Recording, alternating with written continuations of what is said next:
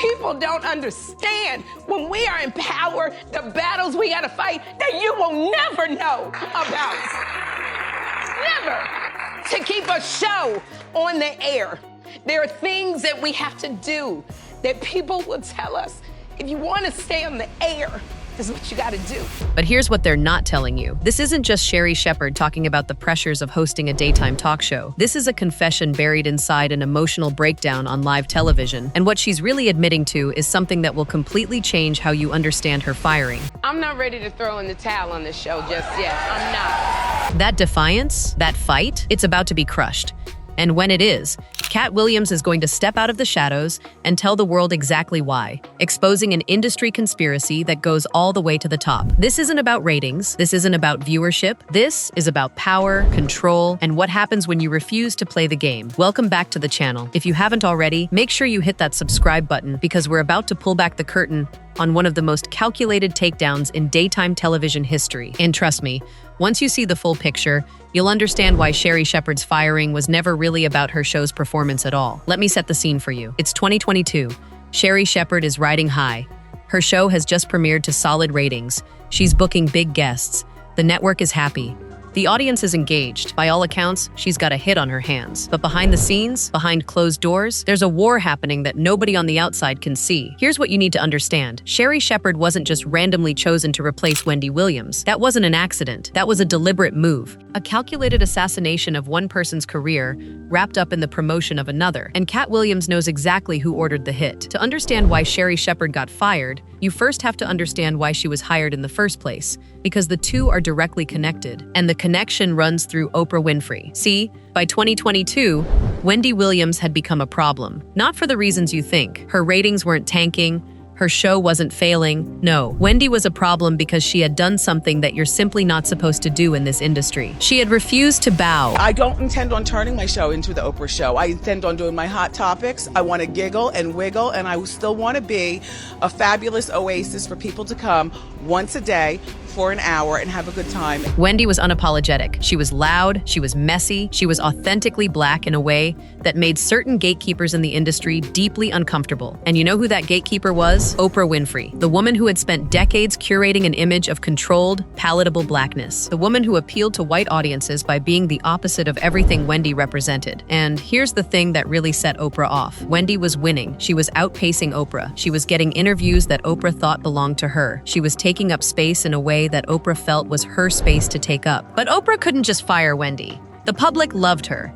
So instead, Oprah did what she does best. She orchestrated a replacement. She found someone who was talented enough to take the slot, but pliable enough to be controlled. Someone who wouldn't rock the boat. Someone who would smile and nod and say yes to whatever they were told to say. Enter Sheri Shepherd. Now, Sheri didn't know this at first. She thought she was being elevated. She thought she was getting her big break, and she was. But the price of that break was going to be far higher than she could have possibly imagined. I have always wanted to do a talk show.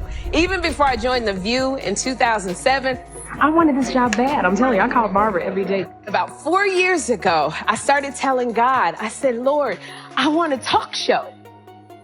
And when God says it's so, it will be. Sheri was grateful. She was excited. She was ready to do the work. She didn't realize she was walking into a trap that Oprah had set specifically to punish Wendy Williams and to send a message to any other Black woman in the industry who might think about stepping out of line. But here's where it gets darker, because the message that Oprah was sending wasn't just to Wendy, it was to everyone. And Sheri was about to learn that lesson the hard way. When Sheri started hosting her show, she had a vision. She wanted to create a space of positivity. She wanted to build a show rooted in joy, kindness, and genuine human connection. That's what she said publicly anyway. This was a direct shot at Wendy's interview style, and that was intentional.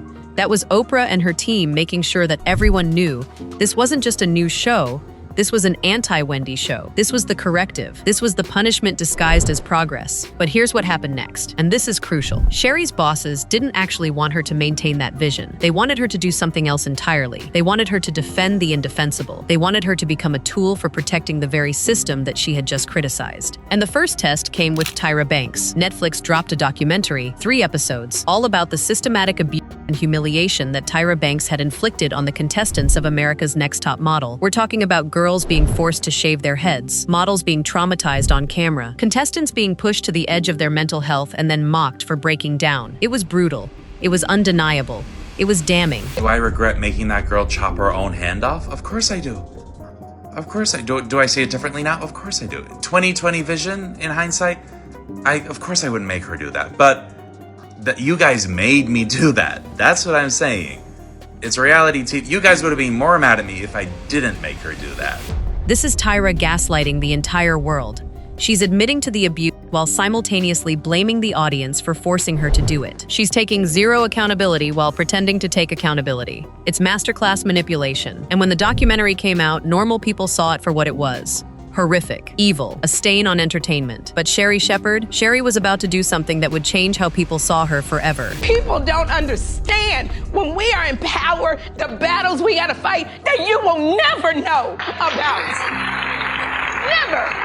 To keep a show on the air, there are things that we have to do that people will tell us, if you want to stay on the air, this is what you got to do. And we got to weigh the options. And sometimes we make bad decisions. Listen to that. Really listen to it. Sheri is crying. She's emotionally distraught. But she's not crying because Tyra hurt those girls. She's crying because she understands that she's about to be forced to do the same thing. She's crying because she can see the writing on the wall. She's crying because someone, and we're gonna get to who in a moment, has told her what she has to do to keep her show alive. And what did they tell her to do? Defend Tyra, defend the abuse, defend the system, become complicit. I've been up all night watching Netflix's documentary about Tyra Banks and America's Next Top Model. When I tell you I was hooked, I understand why people are mad. I do understand. But I also say, you have to understand the time that this all happened was in 2003. Reality TV was the wild, wild west back then. Every show was trying to outdo each other to stay on the air. There it is, the justification, the excuse, the defense mechanism. Sheri is literally saying that abusing people was acceptable because it was a different time. She's literally making the argument that torturing vulnerable women on television was fine as long as the ratings were good. And this wasn't just about Tyra.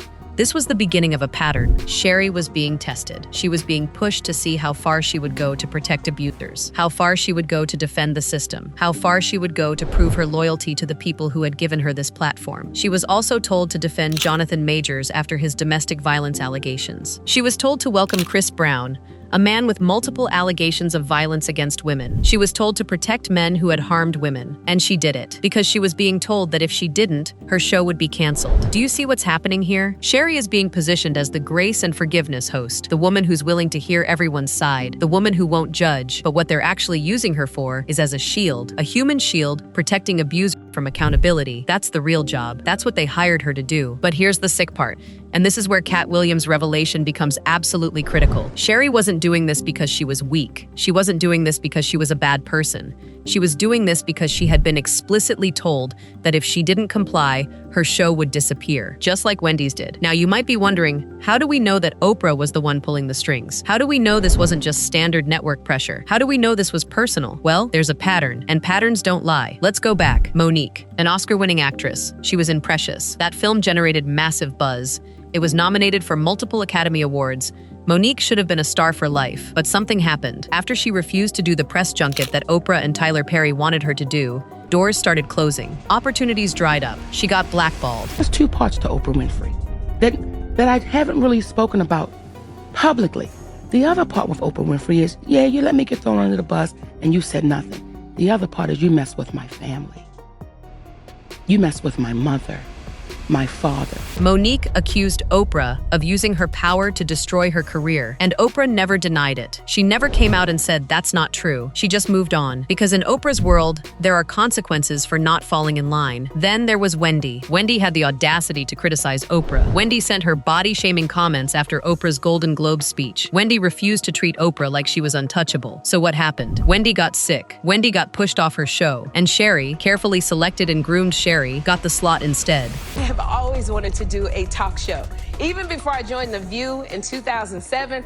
I wanted this job bad. I'm telling you, I called Barbara every day. About Look at that. Look at Oprah's face. Look at how genuine she is with Sheri. Now contrast that with her treatment of Wendy. There's not a single clip of Oprah supporting Wendy. Not one. During Wendy's entire run, Oprah gave her nothing. No encouragement, no public support, no acknowledgement. But with Sheri, Oprah showed up in person. Oprah cried with her. Oprah made sure everyone knew that she was the one responsible for Sheri's success. This wasn't coincidence. This was a message, a clear message. Be nice to Oprah, do what we tell you to do, and we'll make you a star. Resist, and you'll end up like Wendy, or worse, like Monique. But here's what Oprah didn't count on. Sheri was going to figure it out. Sheri was going to realize that she had been set up, that she had been used as a pawn to destroy another woman's career, that she was expendable. So we get to 2023, Sheri's show has been on for about a year. And here's the thing, the show is successful, the ratings are solid, she's in the top 3 most watched daytime shows in the country, the network is making money. By every metric that matters, the show should continue. But Sheri starts asking for more. She starts negotiating. She wants a bigger paycheck. She wants fewer taping days. She wants to free up time to focus on acting. She wants to have some autonomy. She wants to be respected as a professional with her own vision. And that's when everything changed. According to insiders, her contract wasn't allowed to expire naturally. It was deliberately terminated. Network executives made a choice. Rather than renegotiate with Sheri, rather than give her what she was asking for, they would just cancel the show. They would send a message. They would remind Sheri and every other Black woman in the industry watching of what happens when you try to ask for more. Our show has not been renewed for another season. And I want to say to y'all, everybody, y'all try not to faint or fall out, because healthcare is expensive and none of us have it anymore. That joke, that deflection, that's the sound of someone who has just realized she's been played, someone who understands that the system that elevated her is the same system that just destroyed her, someone who is processing the fact that she was never actually in control. She was always just a pawn. But here's where it gets even darker, because Sheri didn't just get fired for asking for a raise. She got fired because she was starting to talk. She was starting to hint at what had really happened. She was starting to expose the machinery. Listen to what she said in that emotional breakdown about Tyra. There are things that we have to do that people will tell us, if you want to stay on the air, this is what you got to do. And we got to weigh the options. And sometimes we make bad decisions and we look up and we go, in hindsight, maybe I should not have done. Sheri was confessing. She was admitting that she had been told to do things, that she had been given orders, that she had been forced to make moral compromises to keep her show alive. And once she started saying that out loud, once she started hinting at the pressure, once she started suggesting that there were forces beyond her control making decisions about her career, that's when they had to get rid of her, because she was becoming dangerous. She was becoming a liability. She was becoming a witness. The show wasn't canceled because it failed. The show was canceled because Sheri was about to tell the truth. And this is where Cat Williams enters the picture. Cat has been through this exact thing. Cat knows how the industry works. Cat has watched Black women and Black men get destroyed for stepping out of line. Cat has seen the patterns. Cat has seen the playbook. When Sheri's show got canceled, Cat didn't just defend her. Cat connected the dots. Cat showed people what was really happening. Cat named the system. And most importantly, Cat identified who was running it. Cat was saying what everyone was too afraid to say. Sheri's show wasn't canceled for business reasons. It was canceled as punishment. It was canceled because she wasn't cooperating fully. It was canceled because she was starting to resist. And Cat knows who orchestrated this. Cat knows that there are gatekeepers in the industry, people like Oprah, who decide who gets to have a platform and who doesn't, who decide which Black women are allowed to succeed, and which ones need to be reminded of their place, who decide what happens when you refuse to play along. See, the real reason Sheri Shepherd got fired, the reason that Cat Williams is now revealing, isn't about ratings or money or the natural life cycle of a TV show. It's about control. It's about maintaining a system where certain people have power and everyone else has to ask permission. It's about making sure that anyone who gets a platform understands that platform can be taken away at any moment if they don't stay in line. Sheri had the audacity to start to set boundaries around her labor, ask for fair compensation, hint publicly that she was being pressured to make immoral choices, suggest that there were forces beyond the visible network at play. And for those 4 things, she lost everything. But here's the thing that Cat has been trying to tell people. This isn't unique to Sheri. This is how the system works. This is how it has always worked. This is how Oprah got to where she is. Not just by being talented, but by understanding the game and playing it better than everyone else. By knowing when to protect people and when to destroy them. By understanding that the illusion of kindness and grace can mask ruthlessness and calculation. Cat's revelation is this. Sheri Shepherd was a test. She was a test to see how far the industry could push a Black woman before she breaks. She was a test to see if you could hire someone make them feel special, make them feel chosen, make them feel like they're part of an inner circle, and then destroy them the moment they try to negotiate their own worth. And the test worked, because Sheri didn't have a platform to defend herself. She didn't have allies powerful enough to protect her.